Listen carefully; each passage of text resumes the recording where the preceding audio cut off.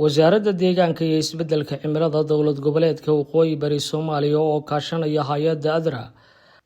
ayaa maanta waxay gaadheen degmada Yagoori ee gobolka Sool ayagoona u kurgalaya xaaladda abaareed ee ka jirta deegaanka iyo waliba sidoo kale xaaladda biyo la'aaneed waxayna warbixin ka dhageysteen bulshada qaybaheeda kala duwan ee ku dhaqan deegaanka Yagoori joognaa waa Yagoori waa degmada Yagoori weeye waxaa noo yimi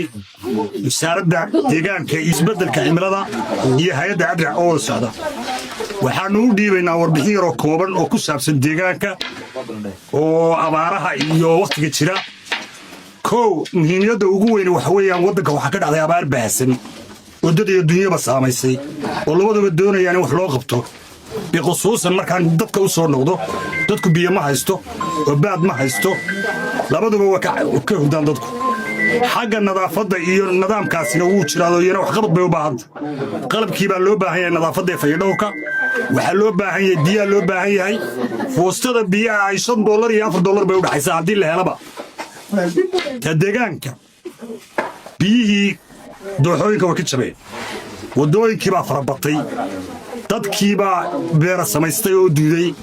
waxaanu rabnaa wasaaradda deegaanku inay wax ka qabato wasaaradda cimiladu ay nala eegto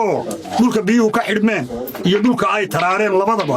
inaanu geynaanu diyaar u nahay oo waxna lagala qabto waxyaalo badan baa jira oo maxay ahayto deegaanka iyo degmadayada waxyaalaha ugu waaweyn jira waxa weeye abaarba horta waddan ka dhacday dadka xoolo dhaqatada abaar weyn baa saamaysay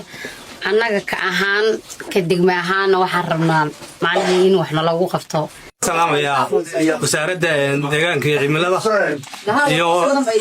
hay'adda ADRA oo waxa weeye wasaaraddu hogaaminayso maanta nagu soo boqday degmada Yagoori marka hore waan salaamana soo dhawaadana dileena marka labaad waxay la tahay warbixin ugu markay dhaamno odayaashii iyo dumarkii iyo dhalinyaradii iyo mutacallintiiba waad wareysateen horta anagu waxaan leenahay hadda haddaanu degmada Yagoori nahay waxa weeye marka hore deegaanka abaar ba ka dhacday dadkii uu ka hayaamay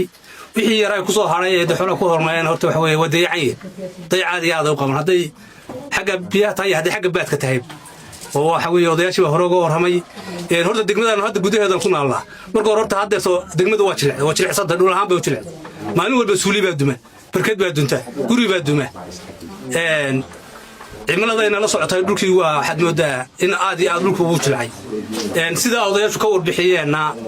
waxa weeye gaadiidkaas ku faraha batay ee meel walba wadada ka sameeyay haddana dadku u adeegaya haddana dhibaatadeeda watana waa jiraan Maxamed Ali Bile warbaahinta qaranka Soomaaliya laas caanood